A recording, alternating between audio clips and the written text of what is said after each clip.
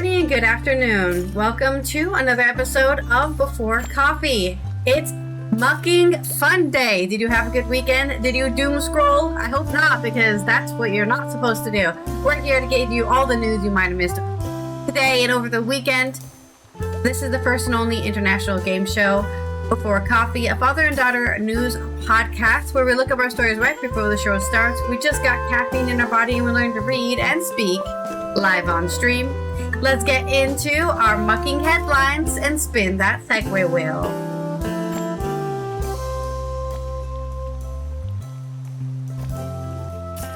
Today on Mucking Fonday, plans to replace the UK's aging destroyers and frigates scrapped in defense plan with maybe drones. This article's in French for some reason, so I can't read it. I love when it does that. I translate it, and then I leave the page, and then detranslates it. South Korea is taking off fighter jets after Chinese and Russian military aircraft are cursed into its air defense zone. Greetings on Mucking Fonday. Albania freezes assets in Kushner probe because the Trumps are evil. And speaking of Trump, is Trump the mysterious 79-year-old insider who got an exclusive weight loss drug? Serbians keep up protests after President Vučić says he will step down. And several injured after lightning strikes on a Swedish amusement park. And Mel Brooks turns 100 yesterday, so we're going to talk about Mel Brooks being 100. In my culture news, Dua Lipa opens a library for banned and censored books in Portugal. It's National Darts Day. Yeah, National Darts, so hit that bullseye. It is Monday. Mucking Fonday, June 29th, 2026 on Before Coffee.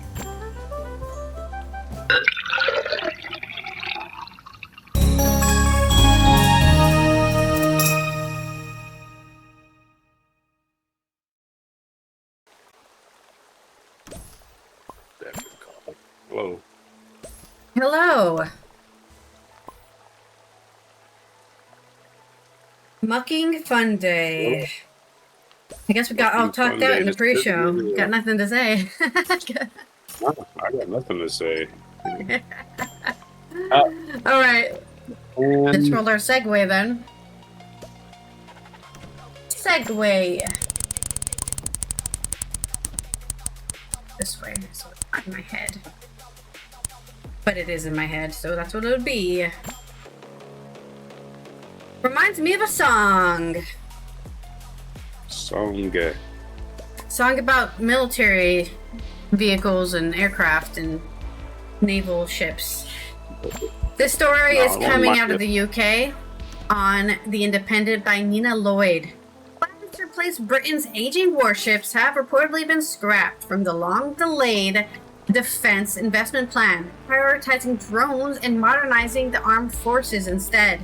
Funding for up to 8 Type 83 destroyers and 5 Type 32 frigates will not appear in the blueprint, Sir Keir Starmer unveils within days as he tries to shore up his legacy before leaving number 10. The Sunday Times reported, Defense Secretary Dan Jarvis is understood to have secured an additional £1 billion for the plan after a predecessor John Healey resigned over a funding row earlier this month. This brings the total settlement to at least £14.5 billion, an uplift on the £13.5 billion rejected by Mr. Healey, but still short of the £28 billion officials previously said was needed to buy all of these ships and manufacture them.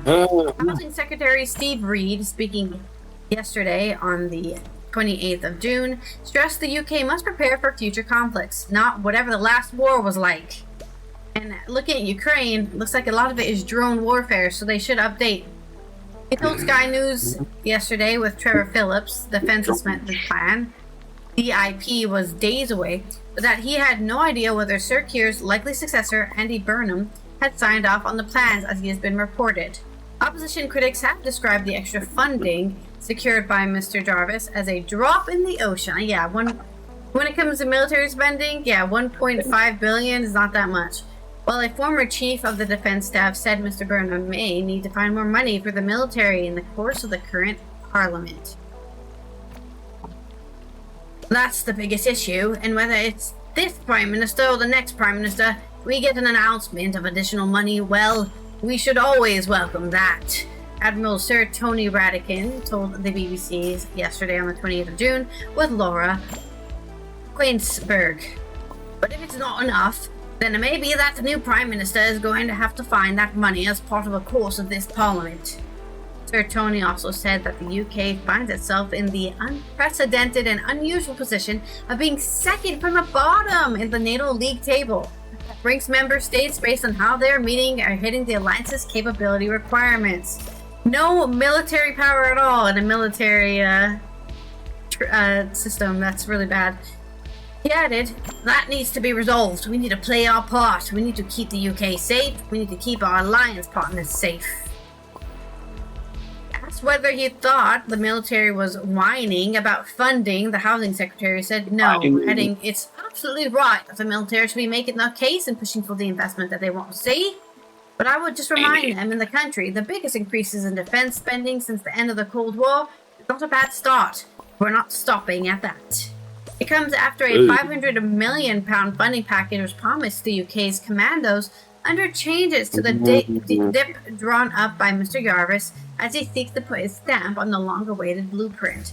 High-speed boats and strike drones will become committed to the elite force with a focus on high north, which includes the Arctic Circle and nearby areas in the face of rising Russian activity in the region. Reminder, Russia is very close to the UK if you go through the Arctic. Because the top of our globe is less distance than the land, the middle.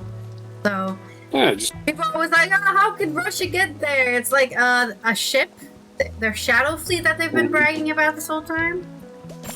Right. Officials said Mr. Jarvis has shifted the focus of spending in the dip since he became defense secretary earlier this month towards providing kits to troops on the front line. The funding will partly go towards new high-speed commando insertion craft, special vehicles used to covertly transport troops from a rapid response force, which officials said could be used for operations including the seizure of Russian Shadow Fleet vessels. It comes after Royal Marine Commandos helped intercept the tanker Maitros in the Channel early on the 28th of June, in the first UK-led operation to capture a sanctioned ship earlier this month. The dip was originally due last year, but has been held back amid wrangling with the government over the amount of money required to finance the military. Outgoing Prime Minister Sir Keir Starmer will press ahead with publishing the document before July 7th NATO summit, despite major policy and spending commitments being paused across governments more widely. I think this is probably the most important thing that governments can do is have a working defensive military. So nobody should be complaining about this, because in the future of Russian aggression, you never know, and also whatever the hell the U.S. is up to. A UK government spokesperson said, we are delivering a generous increase in defence spending with an extra 270 billion pounds across the Parliament. The defence investment plan will deliver the best kit into the hands of our armed forces. Work on the plan is continuing at a pace to finalise and publish it ahead of the NATO summit. So there is your story on money, governments using that tax money, hopefully, to defend the borders from invasion and sanctioned ships. And of course, the song that reminds me of, we all live in a yellow submarine, yellow submarine, yellow submarine. The British Navy. Ahoy, matey.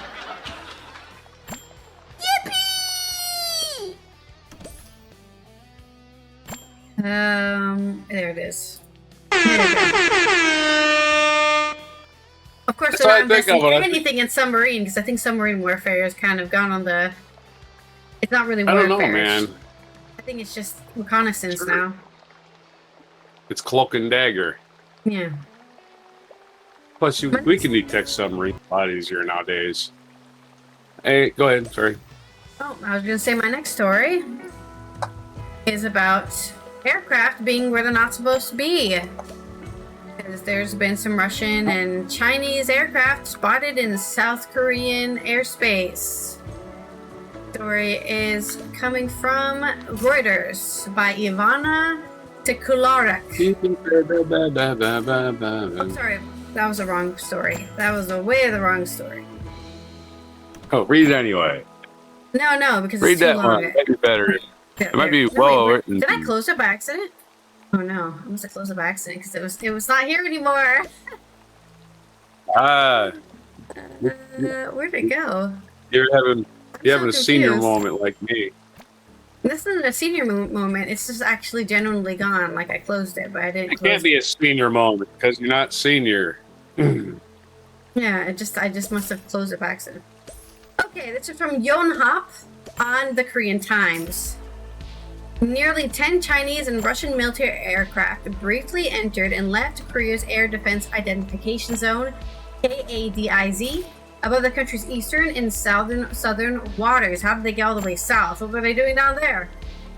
Korea's military said Saturday, the 27th of June. The Chinese and Russian military aircraft did not violate Korea's airspace, according to joint state. Okay, so they didn't violate the airspace. They just showed up on their scanners, right? They got in range of their scanners. According to Joint Chiefs of Staff JCS, adding that it detected the aircraft before they entered the air defense zone. The Korean military dispatched Air Force fighter jets to prepare for any possible contingencies. The air defense zone is not territorial airspace, but is delineated to call on foreign planes to identify themselves as to prevent accidental clashes. The brief entry appears to have occurred during joint air drills between the two countries, according to JCS official. Okay, so they were just practicing, and nothing bad's happening for now. But let me read here's the original story I was reading. Yes, it was this one. That's where it went. Aha! I found the story. It went over there for some reason. That's why I couldn't find it. The craft had entered and exited from the buffer zone located above the Sea of Japan in the south of the peninsula, where countries identify approaching aircraft for safety reasons. We already read that. According to international practices, military aircraft are expected to notify the country concerned before entering an area, although this procedure is not mandatory. And you know, China and Russia, they always follow procedure and are very nice to their fellow neighbors. China and Russia did not comment on the incident immediately. In December, South Korea and Japan strongly criticized the theft of 9 Russian and Chinese military aircraft around their territory, leading to the emergency deployment of fighter jets. Beijing and Moscow had referred to joint military exercises that, according to Russian defense, included the use of strategic bombers. Yeah, I think it's very worrying to see a strategic bomber show up on your air defense scanner and go, I don't want to get bombed. Just in case, we're gonna send our fighters out so we don't get bombed by China and Russia all of a sudden. Luckily, that's not what happened. That's the story. It was very short. It's a little update. But they can do some... You're muted. I can't hear you. Oh, sorry. You want to hear me? Yes. Luckily it reminded me of a song. Highway to the Danger Zone. It's, the Top Gun theme, Yep, lots of scrambling the jets. Shoot them MiGs out of the air. They still fly MiGs, right? Well, I don't know. I have no clue. That's not my purview of information. Let's call them MiG. I would just call all Russian fighters MiGs just because. Yeah, I don't understand why they didn't just fly over China, Why they had to... maybe they're testing their sea-based aircraft. I don't know.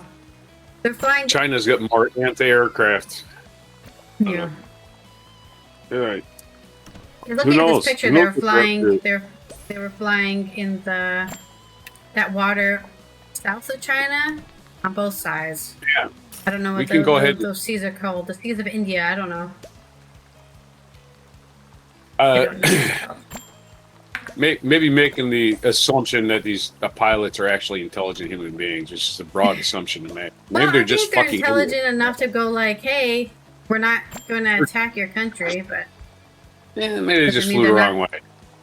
They just flew the wrong way. They just overrid the system and said the system's wrong. Let me fly the wrong way. Maybe we were thinking about defecting, and the system corrected them. Right? I'm going to defect to South Korea, and somebody took auto control of it somewhere else and straightened out their path. Right? Like I can't. Okay, so it's called the Yellow Sea. So it's the ocean east of China, and then they're also flying over the Sea of Japan, which is also south of China, south of where North Korea is attached to. My point is a broad assumption that pilots are one, honest, two, intelligent. You can't make those assumptions. You can't assume they're honest or intelligent. That's a big assumption to make. They're just like you and me. They're not any special fucking species. I guess I'm more confused about Russia. I guess Russia was flying its jets over the Sea of Japan because that is where Russia is. But yeah, and they're trying to meet in the middle over South Korea, and they thought that was going to be okay. I don't. We give these guys more credit. You in the East China Sea, yeah. Maybe they're gonna fly through between South Korea and Japan. That one little strait there in between, that one channel in between those two. That was too bright. That was way too bright. Yeah, dangerous thing to do. Anyways. Yeah, flying is dangerous. Anyway, so yeah, I just saying, don't give pilots too much credit. In my experience, having worked with pilots, they specialize in two things. Flying whatever they fly and playing golf. Those are the two things they're good at, and they're probably not even good at golf. But it is. I guess it's a good reminder to South Korea, that they're in a place where Russia and China can just land ships, or not land ships. Sorry, fly planes over their land and bomb them. That's a nice reminder. My hypothetical, if you would have sped this, would maybe he was just looking for a nice golf course. They don't have a lot of good golf courses in Russia and China. They all been bombed in Russia, probably.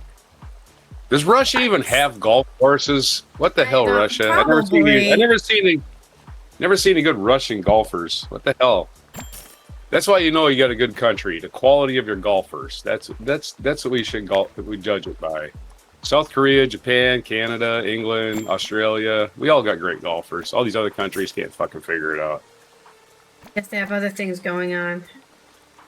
Right. They're always at war because of their stupid leadership. Anyway, let's spin the wheel. According to this, there is some golf courses north of Moscow, at least when I look on Google Maps. So I'm sure there is, but like we're saying, yeah, I'm sure there is. I mean, all that for land rich people to go to, right? Rich people don't become professional golfers. They just spend money, way too much money going golfing. They just make deals. Because up on the golf course, you can talk with old microphones around. All right, let's do a story or two. Our segue is accurate metaphor and simile. Accurate, you say? Well, it better be accurate. We're going to do two stories. We're going to talk about Albania again. Why is Albania more of a democracy than the United States? Makes me wonder. Don't tell Americans that a lot of European countries have better democracies, though. The Albanian protesters get pissed off. The government acts. Yeah, the government says, you know what? Our citizens got a point here. And so this is OCCRP.org. Albania freezes assets in Kushner resort probe. That sounds highly sexualized, unfortunately. I don't want to hear about his resort probe. Anyway, Albanian anti-corruption prosecutors on Tuesday froze the bank accounts of a land-holding company tied to controversial $4 billion luxury resort backed by Jared Kushner, who should just go away before he gets locked in prison by the next administration. Yes, Trump will die soon. Maybe that's why I was trying to make a place in Albania so we could live there. Yeah, I think he can live in Russia. At this point, there's lots of... Well, Russia. Yeah, you're right. There, that was his planned hidey hole. Not anymore. The escalating crisis over the coastal development has triggered mass protests and a sharp diplomatic rift with neighboring Greece. Greece is like, fuck you, Albania. It pissed Greece off too, damn. Yeah, because they're taking over this little island. It's supposed to be it's supposed to be where a people live. nature. Yeah. It's supposed to be a natural setting. Stern warnings from European Union, by the way, also being applied to Albania. The preventative seizure ordered by the Special Prosecution Against Corruption and Organized Crime, or the SPACO, targeted Albania land development amid a widening investigation into allegedly fraudulent property titles. The company owned by the prominent Qatari, first of all, any of those countries, just a bunch of rich assholes. Yeah, just a bunch of rich assholes running countries with no human rights. The company owned by prominent Qatari entrepreneurs Mutaz and Ramaz Al Kayat recently purchased beachfront plots at Zvernik. I'm sure that's pronounced differently. The protected coastal area, that's why the protest is supposed to be protected against scumbags. So, hey, we don't invite the scumbags in. Let's make it Epstein Island too. The protected coastal area along the Adriatic Sea near the southern city of Vlora is where Kushner's investment firm Affinity Partners, if you ever hear Affinity Partners, run for the hills. They're a bunch of grifters. Plans to build an elite mega resort.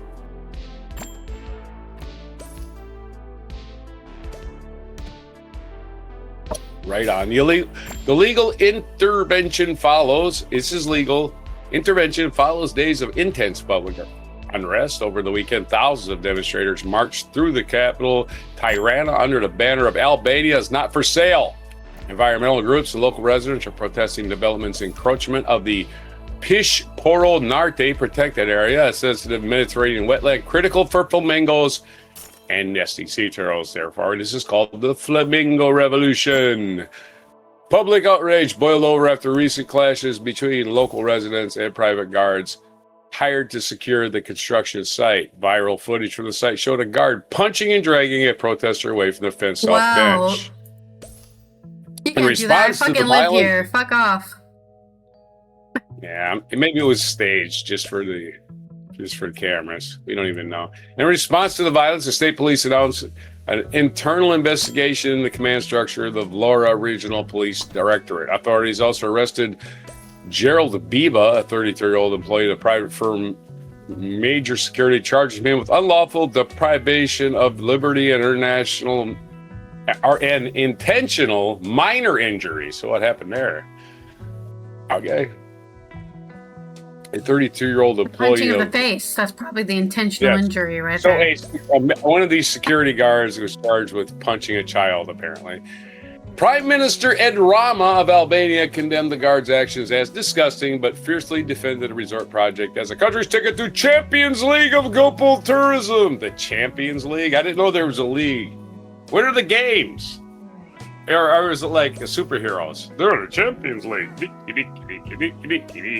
Hey, there's Roger Federer of tennis. He's going to defeat the world with his tennis racket. I don't know what the fuck that even means. The Champions League. Get the fuck out of here. Anyway, these assholes with lots of money think their money is more important than your rights. And Albania is saying, no, hold on a second. We have laws. So let's have us associate with that one. We can't go on forever about this. We already know what's going on. Rich people think they can just do what the fuck they want. Yep. And hide away in their flamingo area, I guess.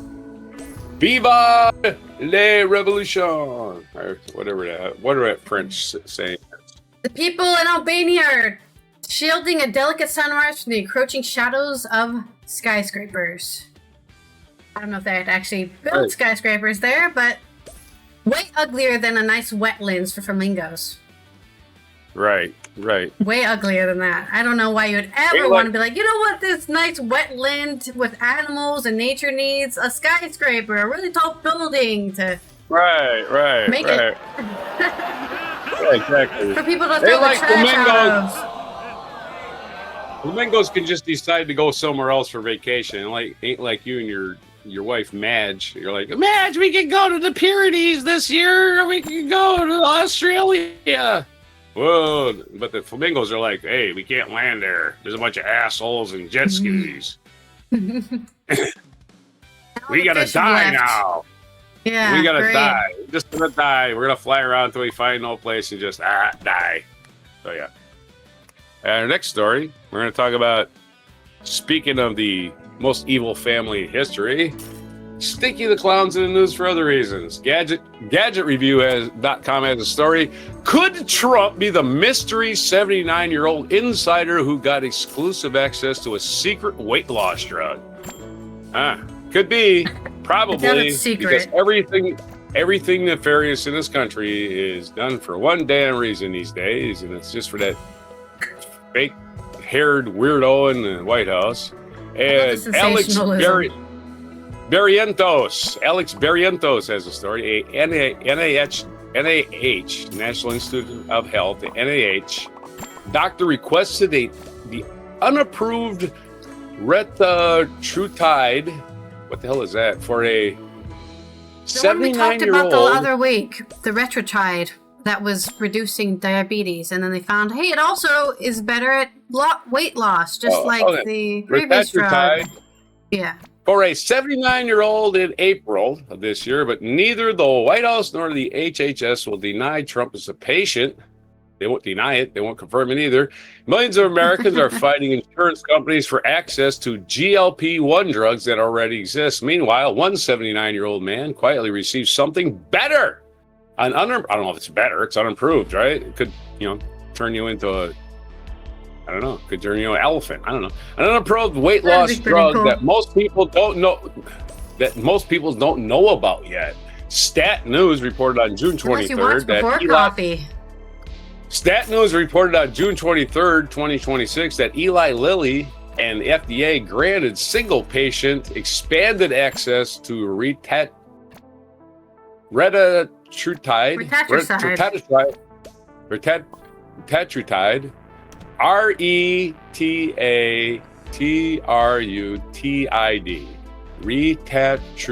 retatrutide, the company's investigation triple agonist obesity injectable. So it's an injectable drug. Not even sure what triple agonist means. The patient's identity remains unknown. The silence around is telling. Well, it's not necessarily. What retatrutide is and why one person getting it matters. The drug isn't on pharmacy shelves, and that's exactly what makes this case so striking. Early data showed 24 to 28% body weight reduction over roughly 72 to 80 weeks, approaching bariatric surgery results from a needle.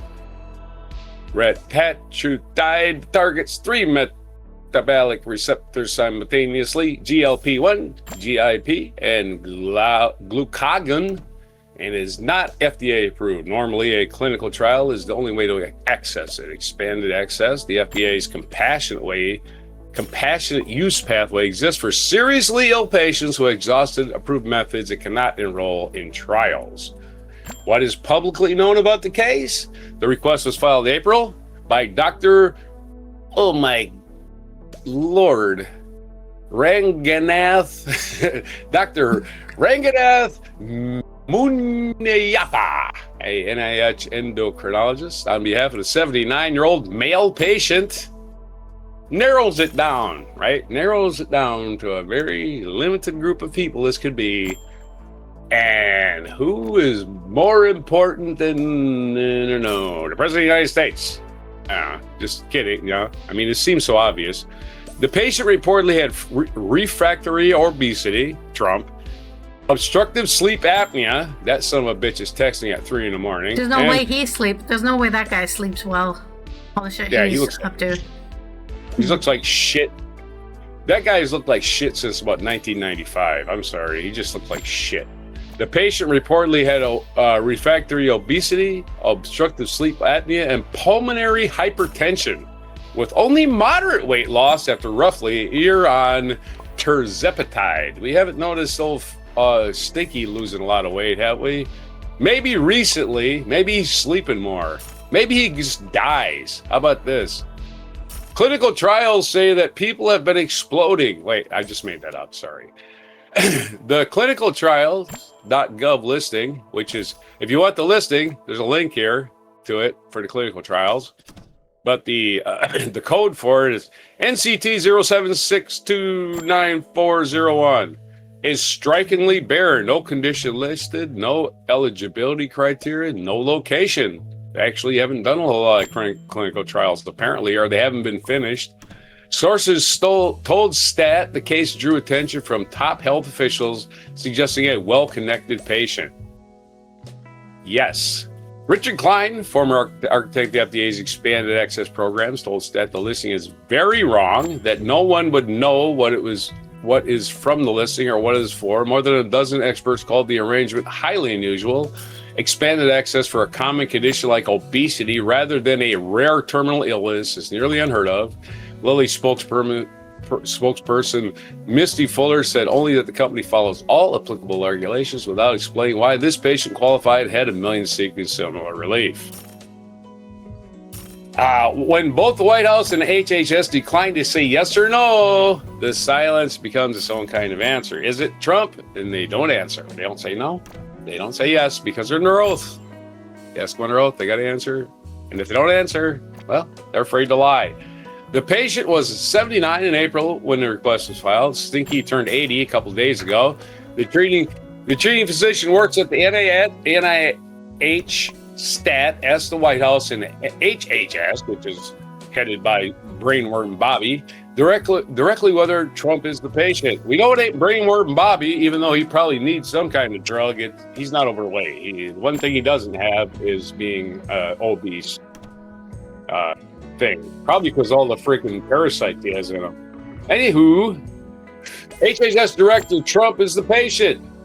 We know it. Neither confirmed or denied. HHS spokesperson Emily Hilliard offered a generic statement praising the expanded access programs. That's right. That non-denial landed against a pointed backdrop. Trump's administration has simultaneously championed GLP pricing deals with Eli Lilly through the Trump RX initiative. I'm sure he's getting a kickback. If the same individual negotiating drug access policy for millions of Americans is also privately receiving unapproved next-generation version of that drug, the conflict of interest questions right themselves. Why does he get access and some poor bastard who's dying doesn't? That's the question here. The question is, oh yeah, well he's special. To be clear, no public medical records confirm Trump has obstructive sleep apnea or pulmonary hypertension, and no official source has confirmed his identity of the patient. Of course, this is all speculation, but once again, if you think Trump's a picture of health, congratulations, you have been, I don't know, congratulations, your brain doesn't work. I mean, your eyes don't work, your brain don't work, your reasoning mechanisms within your body, they're not working if you think Trump's a picture of health. He looks like shit, he doesn't know where he is most of the time, and he gets almost everything wrong, and he just makes things up that never happened.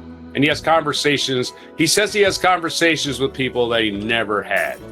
And a couple of weeks ago, he said, "Oh, I talked to the president of Italy, Maloney, and she did this and she did that." And she's like, "That never fucking happened, Trump. Why you lying? I used to like you, Trump. Now you're lying about me." So yeah, Trump's an asshole.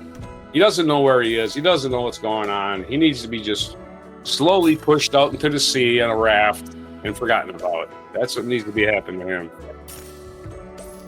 Let's have us an accurate metaphor about that big, fat, bloated, syphilitic orange thing. That's an accurate metaphor right there. Hello? This mystery drug is like a flower whispering the secrets of a life once lived. A flower, huh? Hold on a second.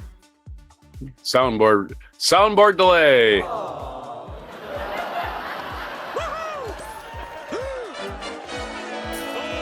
Next spin. Segway spin.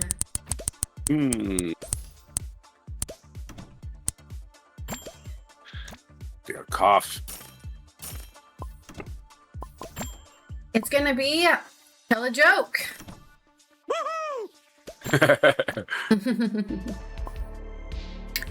This next story is coming from the Serbians, who have been protesting for who knows how long, 2 years. I feel like, I don't know, 1 year and a half. It's been so long. And President Vučić has finally said he will be stepping down. This is Ivana Sikolarek on Reuters. Thousands rally on day after Vučić says he will step down. Vučić resigned opens way for early presidential and parliamentary elections. Resignation follows 18 months of student-led protests over... Oh wait, these are the bullet points. Let me read the whole story. I hate they're doing these weird bullet point things, so I can just not read the whole story. This is from Kraljevo, Serbia, from yesterday, June 28th. Thousands of protesters descended on the Serbian city of Kraljevo on 28th of June, keeping up pressure on President Aleksandar Vučić a day after he said he would step down within weeks to pave the way for early presidential and parliamentary elections. Although many protesters expressed satisfaction over Vučić's resignation, they fear he may not fully relinquish power. Analysts say he may try to run for prime minister and install an ally in the presidency so he can continue to wield power. I cannot imagine that he will step down and leave power to someone else, said Marko Jokic, a 41-year-old IT expert who returned to his home city for the protests. Vučić, who has been in power as prime minister or president for 12 years, total normal amount of time, has faced months of student-led protests sparked by the collapse of a concrete awning at a railway station in the northern city of Novi Sad in late 24. So it is almost 2 years they've been protesting him and like, get the fuck out of power. And it killed 16 people. The incident became a symbol of what many Serbians see as government mismanagement and corruption under Vučić. The ensuing protests have been the largest in Serbia since the overthrow of Slobodan Milosevic in 2000. Vučić denies any corruption. Yeah, you're right. I'm corrupt. What are you going to do about it? June 28th, people braved the heat wave to gather for protests at the central square in Kraljevo, where banners read, "Students are winning." Thousands of protesters waved Serbian flags as they rallied peacefully. This is a picture. Okay, where's the actual story?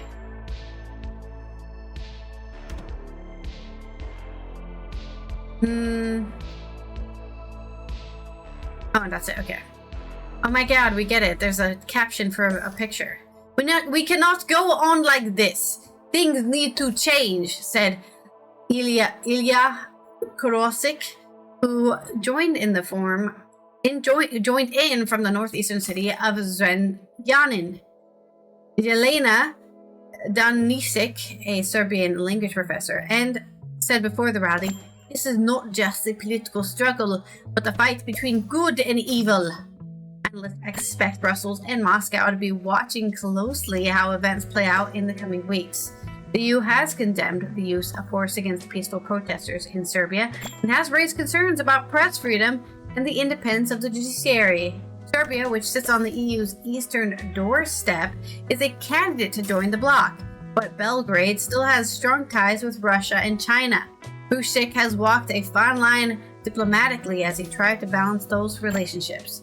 Before Serbia can join the EU, it must improve its rule of law, including conditions for free and fair elections, and root out corruption and organized crime. It also has to align its foreign policy with those of the bloc, and establish relations with its former province, Kosovo, which declared independence in 2008.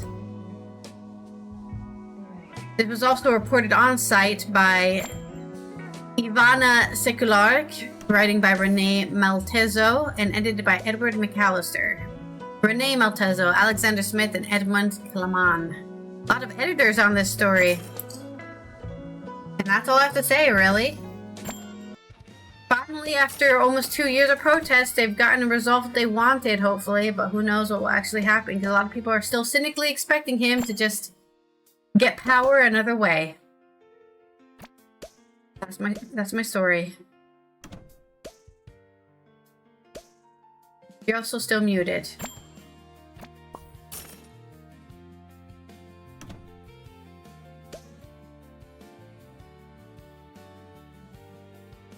Sorry, I was searching for a video. You know, third world countries.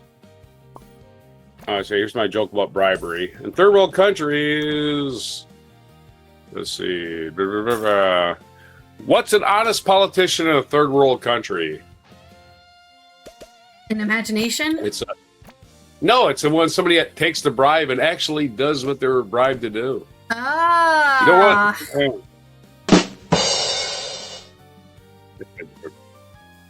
He actually did it. He actually did the thing.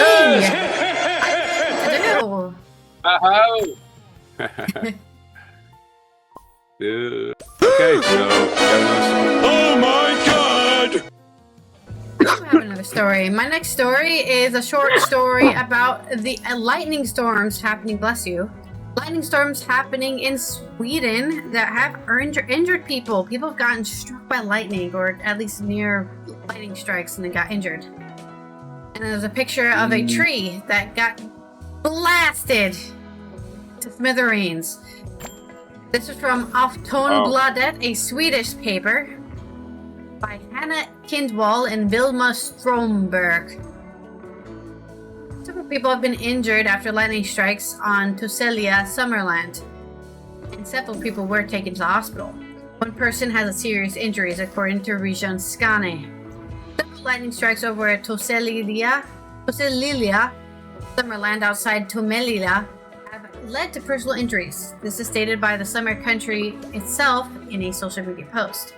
Several people were taken by ambulance to hospital, according to Region Skåne.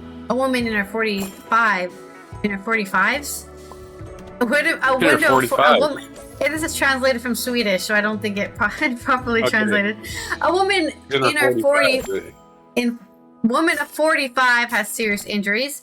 It said on its website. The 2 more people have been taken to hospital by ambulance, but are judged to have minor injuries. 7 people, including 5 children, have been taken to emergency themselves. The SOS alarm confirms that there has been an alarm about an event in the Summer Country, but cannot tell us more about the alarm itself because the emergency services has not been involved. According to visitors to the Summer Country, the park had just opened when lightning struck. I think the first guest could have just entered the area. The lightning should have hit the tree that is about 100 meters from the entrance. Ambulance should now be in place quickly. Visitors describe the mood after the lightning strike as calm, but with feverish activity from the staff. Now it is not noticeable at all, but it looks like they're taking down or securing the tree now. The park is open as usual, so they didn't close just because of the lightning, but people did get struck because of it. Scandinavian has had a heat record, the year's highest for Sweden. Oslo has broken the leading heat record by 36.8 degrees. This is Sweden, by the way, which is known for moderate summers. 36 degrees is not a moderate summer. It should not get that hot in Sweden. The temperature was measured last on Saturday. This is the highest temperature ever recorded in Sweden, and it's way too hot. Lightning and thundering has been rolling over Sweden in the coming weeks, and since the heat wave, really. It's expected to increase in southern Sweden, and already during the morning it flashed heavily in several directions. 2,000 flashes have been so far, said Katarina Andersson, meteorologist at SMHI, which is the Swedish Weather Institute. SMHI issued on Saturday, which was the 27th of June, several yellow warnings for thunderstorms for Sunday, which did happen, right? Sunday, they had a huge lightning strike. The warnings are the largest part of southern Sweden, concern large parts of eastern Götaland and eastern Svealand, as well as Götaland and Västra Götaland. Already in the morning, the thunderstorm had pulled in over the southernmost part. Right now, they have thunder cells over Skåne and a little up over Halland. They also have thunder east of Gothenburg, said Katarina Andersson, meteorologist at SMHI. And over Skåne, more storms are expected to drag in during the day. The stronger area that is located over Öresund, that they believe to enter over Skåne and Holland. The whole thing is just red with thunderstorms. Just the whole, from Gothenburg, which is around middle north Sweden, all the way to the south, to Malmo. Yeah, thunder everywhere. The warning was further extended on yesterday, the 28th of June, to cover the entire southeast coast of Sweden. The extended warning applies from Karlskrona to north of Uppsala. Heavy rainstorms and thunderstorms are expected in the afternoon. There's also a risk of strong wind gusts to storm gusts. The warning is when valid is this happening now? It already happened yesterday, but doesn't mean it stopped. It doesn't mean it stopped. I'm just telling you, like, this is the weather. You know, we don't talk enough in our climate change. We don't talk enough about other people's weather because that is a very strong indicator of the climate change we're dealing with, right? This kind of storm is probably normal, but the heat is not normal in Sweden. So. Yeah, it's really hot. You shouldn't be getting Florida's weather. Yeah, Sweden should not be Florida right now. But that's my story. Hello, Amlin. Good morning. Thank you for your Just the Acorn Top Daily Acorn. There's a Swedish joke. I'll roughly translate it. It says, "There is no bad weather, only bad clothes." I can read it in Swedish, but it's got all them umlauts or whatever else. There's a joke. I can tell the Ben Franklin joke again. You want to hear the Ben Franklin joke or no? Go for it. I'll tell the Ben Franklin joke. So Ben Franklin's out in an electric storm trying to get his kite in the air. Yeah, gets up there, crashes. He's out there mad and he's cussing. His wife yells out the window, "Hey, Ben, that thing's never going to stay in the air. What you need is a piece of tail." And Ben says, "That's what I said this morning. You told me to go fly a kite." Oh, my God.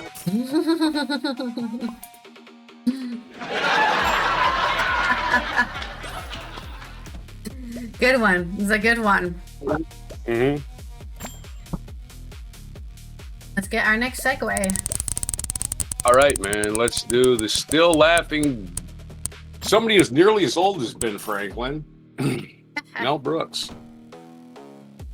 I'll give you an alliteration headline. Alliteration. The 2,000-year-old man is now 100. That's right. He turned 100 yesterday, which is also my brother's birthday. So they were born on exactly the same day, except he's Larry. Okay. TheGuardian.com, still blazing after all these years. Mel Brooks at 100. This just says Guardian staff reporter. He does not want to be identified. Maybe he don't work there anymore. Mel Brooks' story is that of the United States and Jews and the American Jewish comedy. He was born on the kitchen table of a tenement in Brooklyn a century ago. In the same month, Marilyn Monroe made her entrance on the opposite coast. I don't think Marilyn Monroe was aware of that, but hey, I think neither one of them were. The son of European immigrants, Brooks was brought up by his mother after his father died when Melvin was just 2 years old. He was a small, sickly child and the youngest of four brothers, perhaps an explanation for an almost pathological desire for attention. Yes, the youngest is always like that. Take my word. And in the words of his colleague Larry Gelbart, famously who created MASH, Mel thought when he got slapped in the ass by the doctor who delivered him, that was applause, and he has not stopped performing since. There you go. Very good, Larry Gelbart, original writer for MASH. In his youth, Brooks' preferred method of making a noise was playing drums, and he was actually taught the instrument by Buddy Rich. That's crazy. Neither could possibly have known at the time that they would both go on and have seismic effects on two great American art forms, comedy and jazz. That is crazy. I did not know he was boyhood friends with Buddy Rich. I did, and I read his book. I didn't say that, or maybe I missed it. It's like you didn't know that Red Fox, the comedian, and Malcolm X were best friends when they were kids. It's like, that blows my mind, right? Malcolm X and Red Fox, you know, the guy from Sanford and Son? Yeah, that's crazy, right? Anyhow, that youth, like so many others, was interrupted by Adolf Hitler. The teenage Brooks joined the army and participated in the Battle of the Bulge. If one is looking to understand the artist's fearlessness or his utter commitment to mocking Nazis for the remainder of his days, those warriors provide ample explanation. And may also explain his assertion that comedy is the opposite of death. On returning home, excuse me, Brooks took one more time. Brooks took tentative steps into the world of show business by drumming at Borscht Belt resorts in the Catskills for audiences almost exclusively comprised of fellow Jews.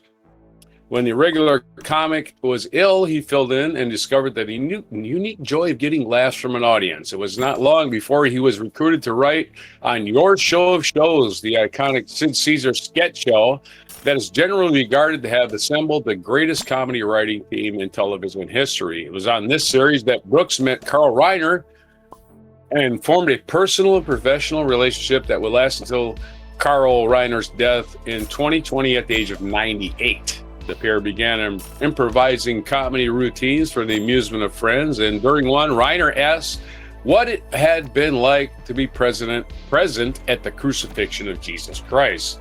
Thus, the 2,000-year-old man was born, perhaps the single greatest premise for a recurring sketch comedy character. The routines would appear on 5 albums recorded between 1960 and 1997, but performances began in the 1950s, with just a few years after the end of the Second World War. The humor and Brooks's accent for character were unashamedly Jewish. At the very historical moment, one might expect him to keep such a thing well hidden. The double act's only real concern was that the Gentiles would be baffled, but such fears were allayed when Cary Grant told Brooks he played the record at Buckingham Palace, and the obvious delight of the Queen Mother, in Brooks' words, "If the biggest shiksa in the world love us, we're home free." Biggest shiksa in the world. Shiksa basically is just another word for, as we call them, what's the word they just used for it?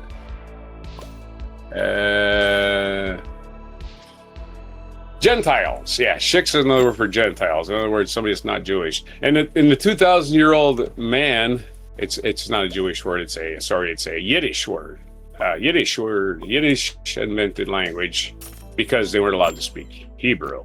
In 2000, if the 2,000-year-old man was a risk within spitting distance of the war, then Brooks' first feature film, The Producers, was positively dangerous. It would be tempting to suggest a comedic conceit like the aforementioned character comes about once in a lifetime, but Brooks is no ordinary lifetime, and he followed it up with a film about a pair of Broadway producers who discovered they could make more money with a flop than a hit. How do you do that? You get your rich investors to give you a shitload of money, and it closes after one night, and you keep the money.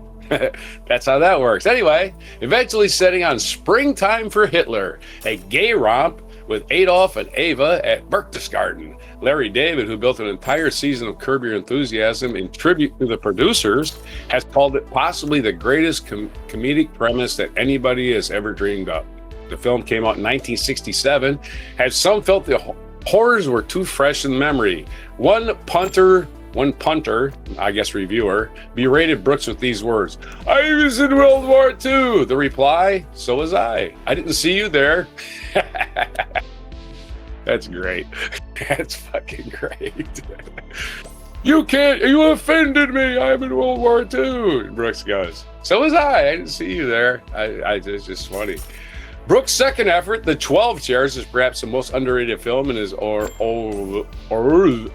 word, I can't pronounce. And one of the showcases of a love of Russian literature has begun when colleague Mel Talkin lent him Nikolai Gogol's Dead Souls during the Your Show of Shows years. But his next 2 films, Blazing Saddles and Young Frankenstein, ensured 1974 was a banner year for Brooks and effectively ushered in a golden age of parody movies. It is telling that these masterpieces became more popular than the films they were spoofing. The former was the highest grossing Western in history until Dances with Wolves, 1990. It wasn't really a Western. It was a joke Western. Absolutely not a Western. It was so modern. Jesse Owens is not a reference in the 1870s. Sorry. Brooks continued to make parodies in the 80s and 90s with undeniably diminishing returns. At times in the last half century, however, it's felt as though his true calling has simply been being Mel Brooks. The avuncular figure has never ceased to break the fourth wall and embrace chaos, whether it's being honored by Barack Obama or pretending to pull down his trousers wearing a prosthetic 11th finger while adding his handprint to the Hollywood Walk of Fame, or having an audacity to point out the madness of BBC's The One Show in the 90s.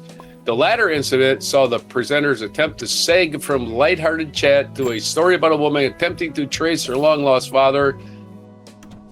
What a crazy show this is, Brooks remarked. That was my Mel Brooks impersonation. He produced The Elephant Man. Selected David Lynch as the director, and took his own name off the credits, lest anyone assume this was a comedy. Very clever, yes.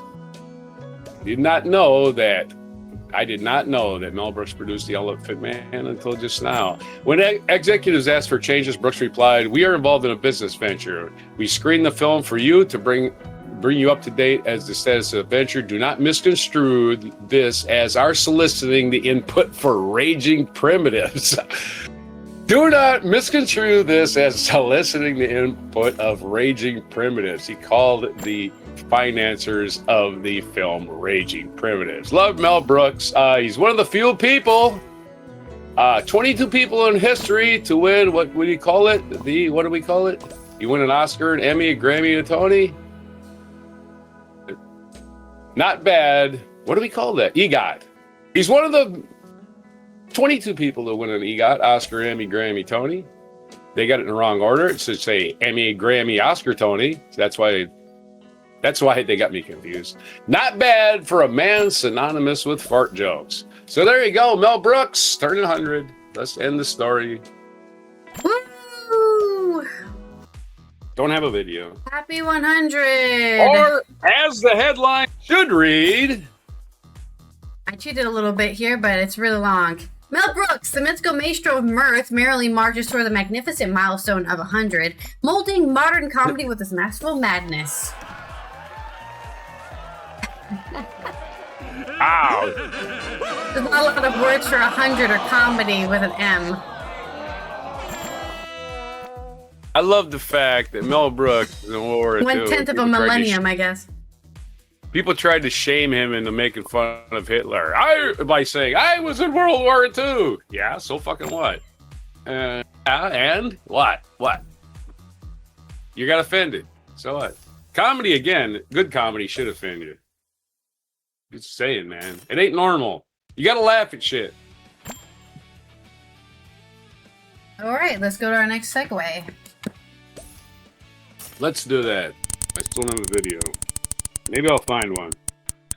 What about I Mel have a weekend to Brooks? find one. Maybe. It's gonna be... Tell a joke. You already did that. Nope, no jokes. I'm out of jokes. No more jokes. The Inquisition. That was funny. History of the World Part 2. That was a funny one. I love that song. The Inquisition. Haiku. Write me a haiku. Haiku. I have these here. 10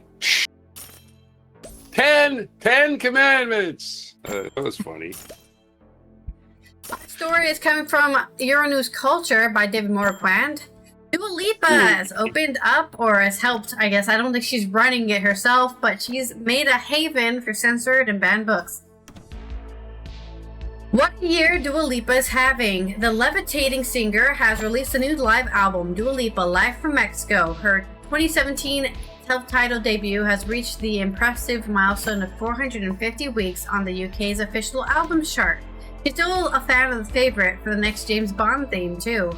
She's spoken out about the discourse surrounding the Epstein files, and she just tied the knot with her now husband, Callum Turner, who also happens to be a 007 favorite.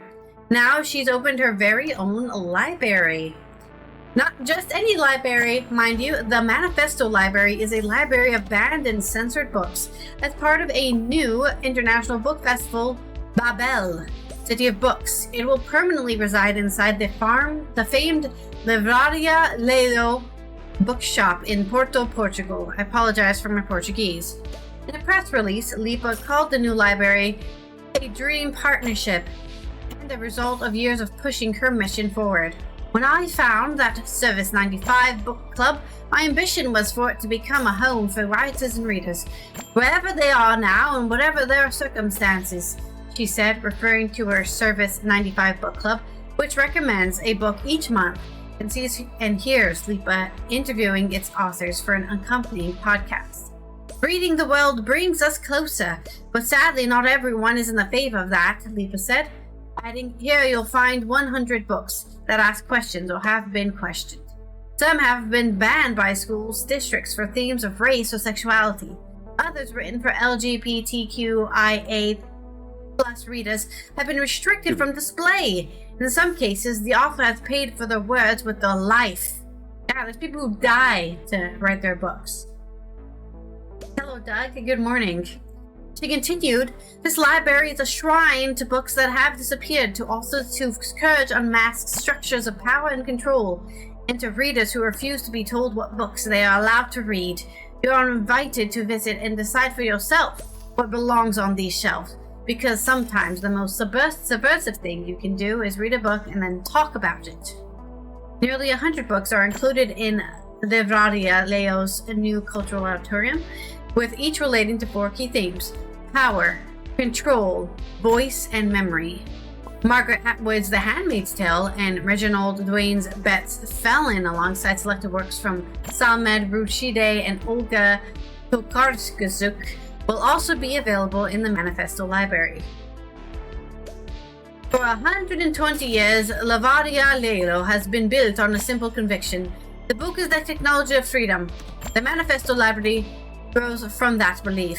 Head of brand at Livraria Leo's Francesca Pedro Pinto said in the statement, because what is at stake is not only for the future of reading, but the society's ability to imagine, interpret, and build its own future. Dua Lipa has long been a passionate advocate for reading.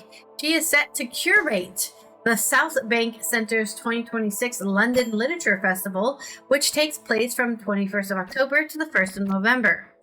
So I guess if you find yourselves either in Portugal or in London and you love books, check out both of these places. Yet again, it's called the Livraria Leo, 2 L's, Lello, in Portugal. Or you can check out the South Bank Centre's London Literature Festival from October to November, at the end of October to the beginning of November. All the book loving you could ever want. Do you got a haiku? Are you high and cued? That story was surprisingly short, caught me completely off guard, but I do have a haiku. And hold on, I need my glasses to read it, or I'll screw it up. You don't want to get the wrong amount of syllables. Who likes to ban books? Is the question. Who likes to ban books? People who won't or can't learn. That's who bans the books. Stupid people ban books. Exclusively stupid people. Yeah, very sad. Really stupid people. What's in those books? It's knowledge I can't accumulate because I never learned how to read. That's got to be it, right? Because why would you be afraid of other people knowing things? That information is wrong. Okay, so what's wrong?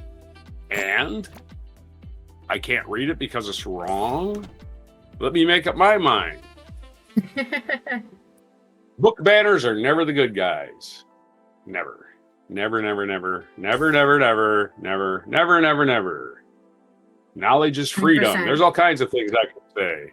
Information and knowledge aren't the same thing either. So let's not do that. It's true. Mm-hmm. It's always good to be informed before you decide things. And if people don't let you be informed, how can you make a good decision?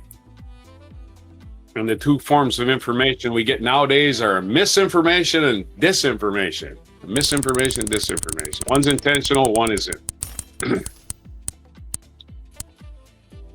Yikes. Disinformation is intentional. A joke. As in a joke, huh? As in, this weekend, the clowns of the DC Park Police put out a video and said, here's the vandalism of the reflecting pool. And they show one person, probably even a child, in a grainy video, reaching into the pool and pulling out their arm. And that's it. That's their vandalism. Somebody got their arm wet. That was the Park Police video. So yeah, that was on the same principle. What's a show without Tam, man? If we stay on the track, it's just a bingo call. It's not an attack. Every train has a side. I also have that bingo call, by the way, so I call for myself all the time. Every train has to pull off the tracks for a little while, right? Because everything's crowded at the depot. We got to wait for everybody to clear. Maybe in the U.S. Really? We didn't get delayed anywhere in Europe? I beg to differ. We get delayed several times. Up to an hour one time. Remember that time? We almost missed getting off the train. Anywho, we're off the tracks. Back on it. Do a spin. Did you spin? I already spinned. Tell a joke. Okay, joke. Okay, I already wrote it down. Okay, our This Day in History. I did send you a video. Let's go to This Day in History. I already downloaded it. You got time to do that. Let's do This Day in History, where I'm way behind in this. Okay, June 29th in the year 1534. French mariner Jean Cartier discovered, they say in quotes, Prince Edward Island off the coast of what is now Canada. And all the people living there said, "Oh shit, there's an island there. We never knew." Never. He discovered Prince Edward Island. We never even knew what to name it. We were just calling it that big rock. Thanks for naming it for us. Europeans being as presumptuous as ever in 1534. 1767, Parliament passed the Townshend Revenue Act. Parliament, that was the British guys. And again, I'm sure it had something to do with screwing the American colonies. Oh, yes, it was. It was about screwing the American colonies. Yep. Sponsored by British Chancellor of the Exchequer, Charles Townshend, spelt the same as Pete Townshend, so maybe they're related, which imposed a colonists in British America an import tax, tariff, read tariff, tariff's bad, on tea and other goods, and thus brought some colonists one step closer to revolution. Don't forget, the American Revolution started over tariffs. Isn't that ironic that these assholes who think they're patriots are celebrating tariffs? 1861, English poet Elizabeth Barrett Browning died at the age of 55. You want to live a long time, don't be a poet, I guess. Famous for her sonnets from the Portuguese. She died from a severe chill. You know, it's bad when you get severe chill in the longest days of the year. So she died in this day. It doesn't say where she died, probably England. 1913, following a year of war with the Ottoman Empire, members of the victorious Balkan League quarreled over the division of the conquered territories, resulting in the Second Baltic War, when Bulgaria attacked the Greek and Serbian forces in Macedonia on this night. So the Second Balkan War started. We were talking about Serbia earlier. This is one of these days where they started war 113 years ago. The Balkan League. Sounds like another one of those superhero, conglomerates. The Balkan League, featuring Serbia man and, Bosnia-Herzegovina man. I don't know. Captain Bosnia. There you go. Captain Bosnia. I'm just making up my own little world in my head. Don't mind me. Anyway, the Ottoman Empire, of course, consisted almost entirely of footstools. I never understood why they stood for so long, but hey, it's hard to move a footstool, I guess. 1941, Stokely Carmichael, activist and leader of the Black nationalism movement, was born in Port of Spain, Trinidad. Stokely Carmichael was a leader of the Black nationalism. Again, he wanted to have a black country. He wasn't wrong. He's like, hey, let's have a black country. You got a white country? Just give us some land. Seriously. I don't see a problem with that. We got a white country. I still don't see a problem with it. If you want a country that's based on that, I don't see anything wrong with it. White people do it all the time. South Africa did it. 1974, while on tour with Kirov Ballet in Toronto, Mikhail Baryshnikov defected from the Soviet Union. That's right. If Soviet Union was so fucking great, why were people leaving it? They were leaving it because they had no rights. They had no identity, especially artists who got to travel. Citing artistic reasons, he later settled in the United States. Brezhnikov, one of your famous ballet dancers. 2003, American actress Katharine Hepburn died at the age of 96. She got to be an old-timer. A spirited performer with a touch of eccentricity who introduced in her roles a strength of character previously considered to be undesirable in Hollywood leading ladies. That's kind of weird because she was doing that back in the early 40s. It was Philadelphia Story. So that was way before you thought about it. But Katharine Hepburn, of course, not related to Audrey Hepburn. Just a coincidence that they had the same last name. 2007, Apple Inc.'s first mobile smartphone, the iPhone, went on sale and revolutionized the industry. And I hate iPhones. I hate smartphones, actually, but iPhones to me are just the worst. They just do stuff I don't even know if the hell their phone doesn't ring, and I get in trouble. My phone doesn't ring. And I can't throw away the phone because it wasn't a work phone. So stuck with this thing that just screws me all the time. Goes into hibernate, or what is it? Do not disturb mode when you don't even know it's doing it. 2009, American hedge fund investment manager Bernie Madoff received a sentence of 150 years in prison. He died in prison. Of course, the stock market is a Ponzi scheme. Let's not forget that. The Ponzi scheme that is the stock market continues to operate to this very day. And 2020, in a strange twist of fate, American actor Carl Reiner, we just talked about it, died at the age of 98, the day after his best friend in the entire world's 94th birthday. Carl Reiner passed away at the age of 98. So a sad day, but he got to be 98. Jokes on him, because Mel made it to 100. Haha. I don't know. And Mel was in World War II. I'm not sure Carl went to World War II. I think Mel, I don't know. Maybe Carl did too. He's a little bit older. Carl Reiner is approximately 6 years older. I think 4 years older. Sorry. 2023 U.S. Supreme Court effectively ended race-based affirmative action. They said, yeah, well, you know what? Black people are all caught up. Supreme Court completely full of shit. 1958, Brazil's first World Cup title. On this day, 1958, Brazil defeated Sweden 5-2 to win the country's first World Cup. This star was 17-year-old Pelé, who scored twice during the match, becoming the youngest player to score at a World Cup final. Brazil defended its title in 62 and went on to win 3 more, all of them with Pelé, although next to with Pelé, 62 and 70. I think Pelé was retired by 94. And 2002, making it the most successful country in the history of the tournament. Of course, we call it football, because the world calls it football. We should call American football gridiron football. That's what they should call it. And there's a picture of Pelé scoring a goal, I think. London's Globe Theatre was destroyed on this day during a performance of William Shakespeare's Henry VIII. On this day in 1613, the Globe Theatre destroyed within an hour after its thatch was accidentally set aflame by cannon, marking the king's entrance on stage. So the king burned it down with his stupid cannon. Well, they rebuilt it because it's there. I know it's there. They moved it to London later. Chandrika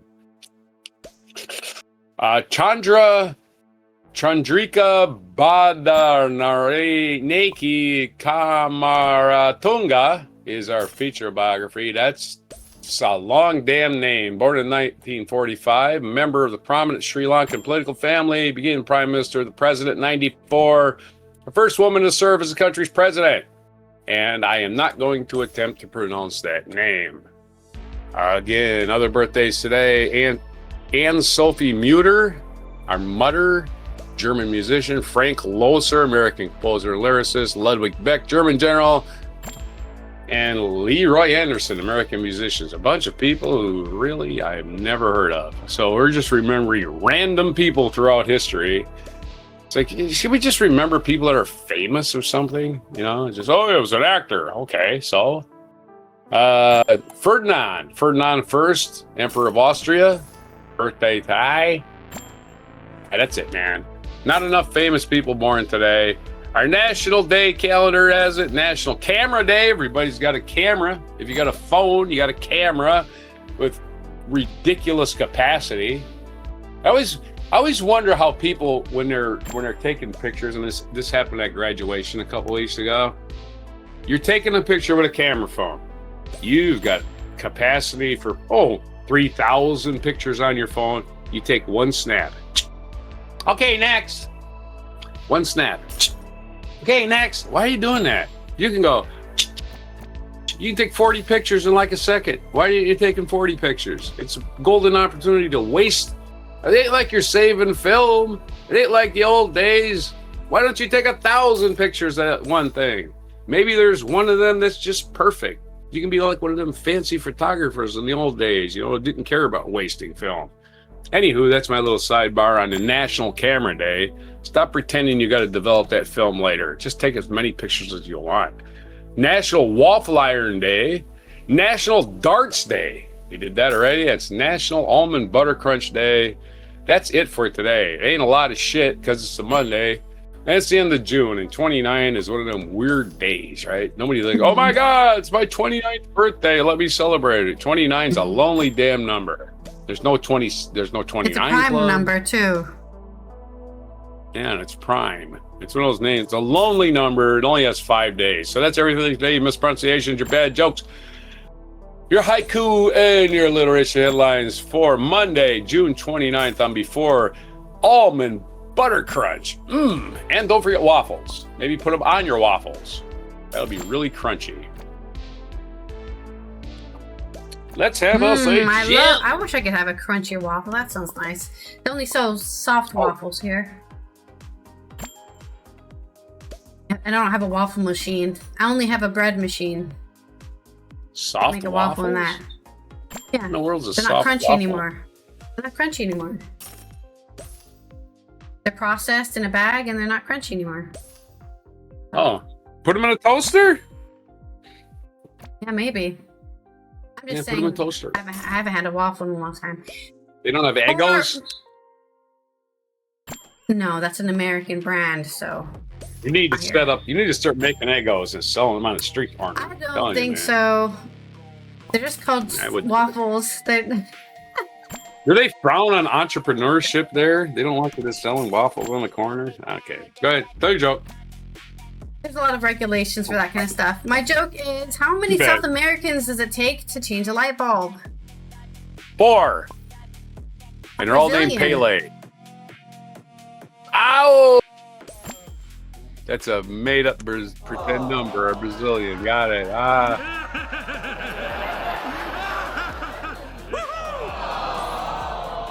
More? Did you hear about the Brazilian train killer? No. He had locomotives. Loco, like crazy. It's the same word in Portuguese, just spelled different. Portuguese. Because of Brazil being the World Cup champion more times than anybody. This year it's going to be Argentina, or I'm going to say Netherlands. Norway. No, just kidding. Norway. That's crazy. Okay. Anyways, it's going to be an African country, at least. Okay. Maybe. Argentina. Another joke. Okay. What did you hear about the Brazilian racist? He was really short. He joined the ke? What? Some of these are some of these are funny. Anyways, there is your. I gotta load my video here. Give me 30 seconds to load this video. You have plenty of time because I have to look up if there's an International Day today. It's International Day of the Tropics. That's right. And now, thanks to climate change, everywhere's the tropics. 80% humidity and 40 degrees Celsius. Yeah. Everywhere's the tropics now. We get Sweden. Hurricanes and monsoons and all of that stuff everywhere now. Got hurricanes hitting Sweden. Yeah, that's normal. Hurricanes. 40% of the world's total surface area are host to approximately 80% of the world's biodiversity in the tropics. Yes, right. Even though tropics are dangerous and full of water, It is also a great way to have life. Life loves water and loves warm weather. So prevalence of rain in the most inner regions near the equator and the seasonality of rainfall increases with the distance from the equator. The tropical region faces several challenges such as climate change, deforestation, logging, urbanization, and demographic change. Reminder, as the rest of the world becomes more tropical, the middle of the world, the equator, is getting more arid. So we're just going to have a huge kind of desert ring on the earth because it's going to be dried out from climate change.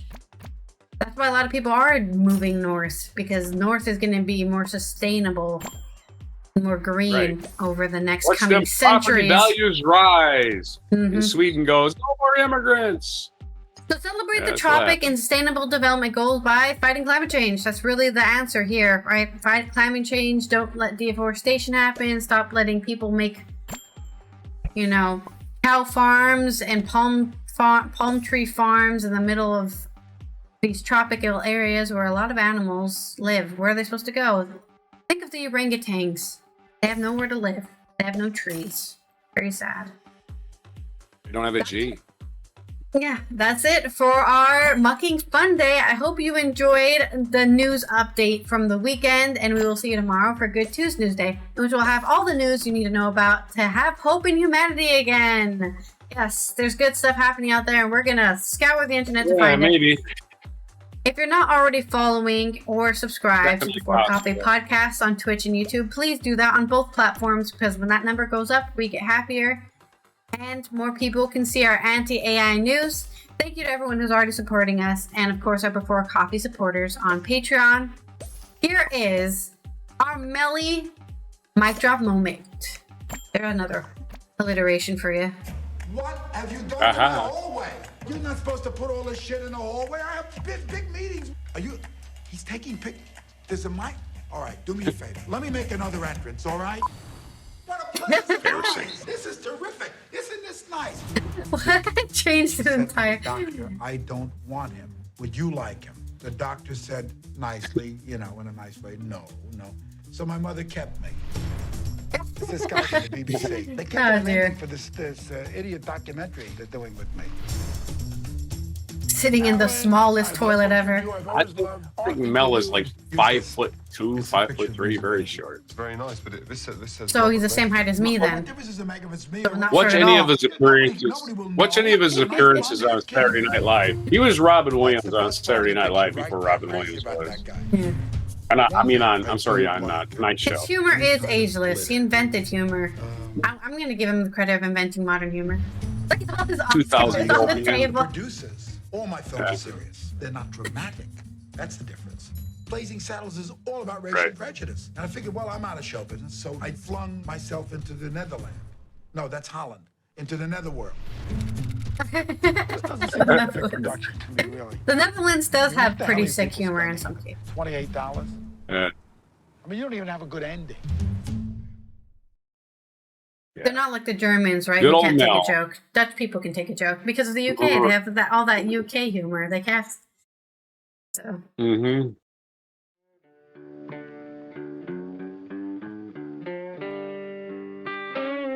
Be sure to hit the like, subscribe, and notify buttons, and follow our other channels, Toxic Alley, History of Gravy, and Scratchy Old Records.